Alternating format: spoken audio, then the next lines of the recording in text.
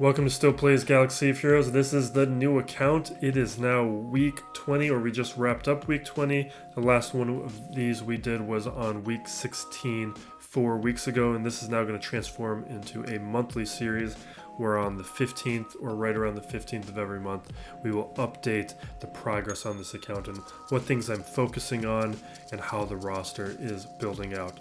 I'll also be updating on things like Conquest and Grand Arena. So far with this Grand Arena, with one match to go, we are 10-1. Things have been going spectacularly. I know there was a lot of people wondering if this strategy of building out depth was going to end up hurting us in Grand Arena. It hasn't been the case. One of the reasons why is because of my strategy of going after 5-dot mods immediately and treating mods like an endgame player from the get-go, and that has made all of the difference. Now, the last time we did one of these videos, we covered the progress on the assault battles and the different events, because the big strategy for the roster was making sure that we were maximizing resource income.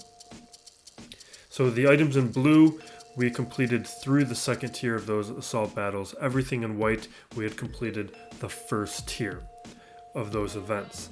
Now, since then, Ground War has been completed through the second tier, and Contraband Cargo, Smuggler's Run, those have been completed to the second or third tier. Galactic Bounties 2 has been added to that list of completed items. The only thing now remaining that we haven't completed is Endor Escalation, but we are on track to beat that for next month because of the other priorities that we are working on in the roster. So as we've been going on, I've also been tracking my overall GP growth. And since week 16, we've been seeing about 45,000, an increase of 45,000 GP each week. The only exception was in week 17, wherein we unlocked the Chimera, and we also unlocked Padme. And then on week 20, we had a big bump too this past week because I unlocked Vader's TIE Fighter, and that was a big 30k jump in my GP as well. So really, the only jumps we're seeing are when big ships get added to the roster. So the bulk of the rest of the video is going to be discussing roster progress. We already tried to do a previous take of this. That take was 20 minutes. That is way too long. We're going to try and do this take in 10 minutes or less. So the favorited characters are the projects, not necessarily for farming. That's also ability mats, gearing, or leveling up, promotions, whatever. So Piet, I want to get him leveled up more for the Zeta. The farming characters are Bosk, Karga, Telzine, Mando, 3PO, and T3M4. I just finished up Bastila Shan and Zelbar. We're working on using the journey guide to augment the roster development, and that's something that we've been discussing since the beginning of this series back last November, where the infusion of credits and crystals that you get from the journey guide has been a huge boon to developing out this roster, which is why we have built out in so many different directions. So that crystal infusion, those credit infusion, has been a huge help. So we're going to go faction by faction, but first I just want to show the squads that we are building out, and that is to show the depth and the infrastructure that we are building this roster around. We want a really wide and strong foundation that we can be using, and that's for events, it's for Grand Arena, and it's to take advantage of all these different game modes, Galactic Challenges, Conquest, Territory Battles, whatever. Like, there's, in my guild that this account is in, there's a lot of rosters that have been around longer than mine, but I am getting more of a GP contribution because I'm able to participate in more missions because I have more teams that I can use. So we've got our Squad Arena team, we have the Phoenix team. This is where it's going to stand for now. I'm fine with a 7-star, or fine with a 6-star Thrawn. The big things that I keep hammering are don't overinvest in your squads, and every team expires, be ready to move on to the next meta. It makes no sense for me to make a super strong Palpatine team when that team is going to be stymied by Revan teams in the arena. I want to be switching as quickly as I can to the next strong team. Really, I want to get Piet, his Zeta, and move on. Really, and Merciless Massacre was the first Zeta that I applied, and I did it this past week. We're not even taking characters to level 85. I stopped at 84, and we will probably be taking most characters only up to level 80. Phoenix, I said we're done with. Geos, for now, we're done with. The fleet we're kind of stalling out on, and Geos aren't going to get us any further. We will be unlocking Falcon, and we'll be running an Akbar fleet within a week or two. I'll show the fleet as well. So this trooper team that we've been building out slowly, they were my initial starting team. They were great. I was very happy with them. I think we're going to do a trooper as a starting team review video in the future. I think they're even better now with Moff Gideon added to the game, because that's a super early farm. It's a cheap farm, and he's a cheap gear. Jedi we've been ignoring. Bounty Hunters have been a huge focus. First Order's been ignored. Night Sisters I've been using in Grand Arena, and they've been killing it. Ewoks are a focus right now. CLS is the big focus. We are on the final tier of that event. We just need the credits to level up those, to promote those characters and beat that event. I'll be making a lowest viable teams video on that event, because I've been beating each tier at a minimum level, and I can show you what that minimum level is to keep using the journey guide as a way to push your overall roster development, get that infusion of crystals and credits to keep moving forward and building out any other requirements. This team is just on the back burner, but I have been using Newt and Dooku in Grand Arena to some great results. Beskar Mando requirements are only Karga and Mando are being worked on, but I think IG-11 and Quill I would like to have for Grand Arena. Rogue One is for light side territory battles and for the pilots. Smuggler's Run, build out your Young Han. Young Han carries that event, and I'm beating tier 2 with this really bad team, and it doesn't take much to get to those higher tiers where you get those mods and slicing materials. Those are really nice things to be getting early on. Clones we're farming and slowly building up. Jawas, I eventually just want a cheap Geo counter. The Old Republic are one of our current projects. We just started farming these characters. Padme we just unlocked a couple weeks ago. Fives is a stand-in for GK. We have the starting of a Padme team that we'll be building out. So we're going to have a really solid foundation for Grand Arena of CLS, Chupio, Padme, Geos, and a strong Empire teams. Those are 4 great teams that we're starting with, and then we're going to add to that Geos, Night Sisters, and Newt. So we have a very nice foundation that we have built out. Now I want to go faction by faction and just show you what the farms look like on each of these, because that star count you saw on that previous screen doesn't really reflect where they are, because I haven't been promoting characters. We only promote when we have to. We do not overinvest. So here's the 501st clones. After we hit level 85 and I had finished getting Brood Alpha to 5 stars, we shifted into multiple directions. I just wanted to unlock several things, and one of those things was Arc Trooper. Just focusing on multiple Cantina farms. So the Bad Batch here, I actually think this is going to be a good team. If you have a new account and you're around for this marquee, and I say this to any people watching this in the future, these are characters who are going to be really benefiting new accounts, even at low stars and low gear. These new kits are a problem. Here's the Bounty Hunter. You see that we have a lot more progress on Boba Fett, Jango, Dengar that was seen in IG-88 and Cad Bane we're working on for the ships. Clones, you see they're much further along than the star count shows.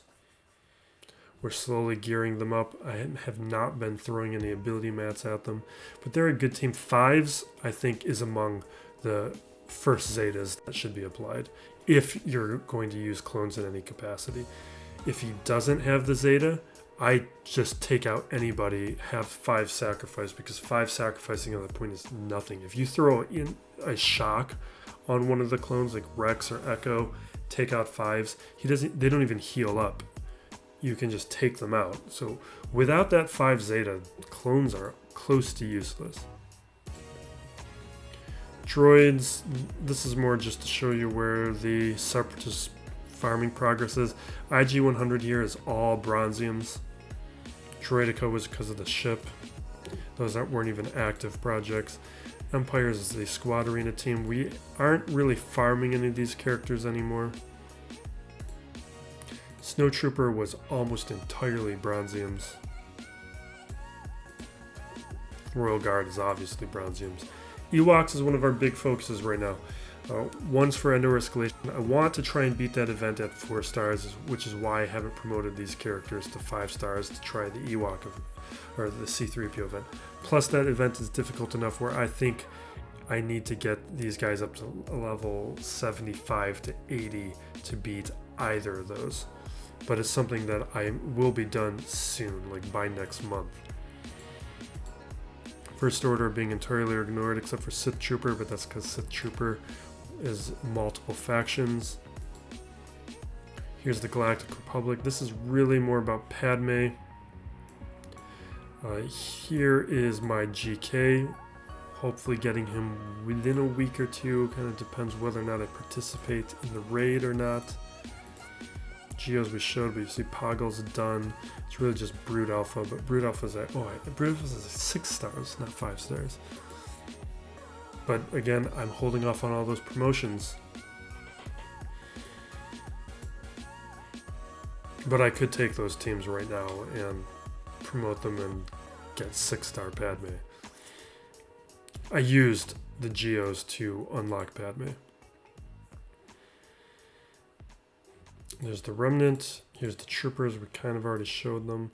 Death Trooper is all Galactic Challenges. I haven't touched them. Jawas. Jedi I haven't touched unless they're part of another faction. We've hit 10 minutes. We're going a little long, but we'll just wrap this up soon. Here are the Mando characters. I actually worked on them a little bit because I like some of the interactions for... At this point in the game, their interactions are interesting. For endgame, it's not as convincing. The Night Sisters are a project I want. Zombie, I would like to be working on, but I haven't been. So I've just been farming Talzin for the Zetas. And you can see we're going to get to 7-star Talzin real soon. By next month, we should have a 7-star Talzin, and we'll be getting those Zetas. Old Republic is all about the journey guide and the whole point of never over-investing and be working on the next meta while you are working on while you're still working on your current arena teams. We're still shifting, and we're not even at CLS yet, and we're already working on the team after CLS. Phoenix will skip. Here's the Rebels. Really, we're just focusing on Chupio right now. One of the other Zetas I think it's worth getting right away is Han Solo. Rebel Fighters, we're skipping. Resistance, we're skipping. Rogue One, we'll skip all of them. Here's the Sith. We're not really working on any of them. Sith Trooper, though, I wanted a 5th, and Bastila Shan I wanted to add. And now we finally have 5 Sith for that assault battle, because we had actually been using the Kylos as our 4th and 5th the last several times that assault battles come around. Here's the Sith Empire. And the Smugglers. Smugglers, again, go after young Han. Just and get some. Kira's the other one who's worth, because she's the only lead. The event is worth doing. These characters might not seem like they're worth working on, that they're a big distraction, but you get a ton of mods. You get those mod slicing mats. It's worth the slight investment of time and resources. I'm going, and I'll show you how you can beat the final tiers once I qualify with the stars with just a young Han. It's something I was doing before I even had Nest on my main account. So let me show you with ships and we will wrap up. You can see we're 3 shards away from the Falcon and Chewbacca. But we are 62 out of 65. We're already done with IG-2000 and the XB. Then we are going to be done with these farms for now. I'm happy with the 5-star Falcon. I think that's going to be plenty good for now. And then I think we'll be shifting to Hyena Bomber. And then from there, we'll be making some decisions about which fleet we want to invest in. And maybe if I were to make recommendations about when you should consider switching guilds, it's like at that point, because looking after those get to is something worth considering. The only, maybe if guilds were prioritizing going after IPD shards or Rolo shards, that would be the only reason to really stick with a guild and not look at moving on. I'm happy with the guild I'm in for now, so I'm not going to look at making that kind of move, but it's something to consider, and I think that would be the point at which I'm considering, because I don't have a route right now to shift to the next fleet unless I want to be building out like Empire or Finalizer or the Radis and building out some of those requirements, which maybe I'll do maybe by one. It's something that we can explore further in the next video.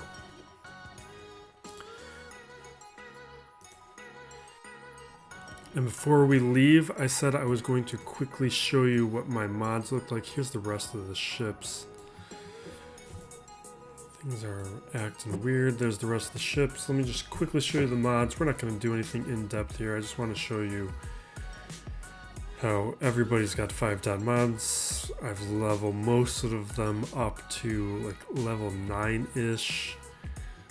Level 6. It kind of depends on credits, whether or not speed procs. And we level up a lot of characters to level 50 just to increase our mod inventory by putting mods onto characters. Anything that you see that is less than 5 dots is a speed arrow. That is the only exception. Triangles are hard to get, so that's sometimes one of the open slots. Arrows too. You can see we have a pretty deep set of mods, and that is only mods on characters.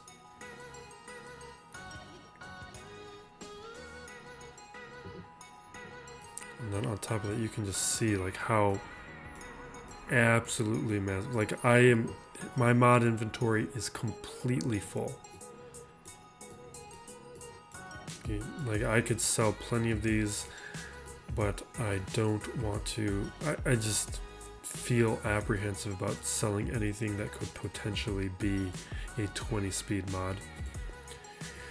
I might start selling the squares. You can see that circles and diamonds are less, but the squares we have an absurd amount. But we'll wrap it up there. There we will wrap up. The new account has been progressing well. Very quickly, we're focused. Just a quick reminder is that we're focused on building out like these lowest viable team videos. Is one of the big motivating factors of creating that account. Also to explore some other early game strategies. So I have a lot of videos to be working on, but those are things to be looking out for in the future. I also want to make some quicker hit videos And I've been thinking about some like smaller concepts that maybe in like 5-10 minutes where I don't build out graphics or other things where we can just get some content out faster. It's something that I want to make a bigger focus. But thank you for watching. Be safe out there, everyone, and be excellent to each other.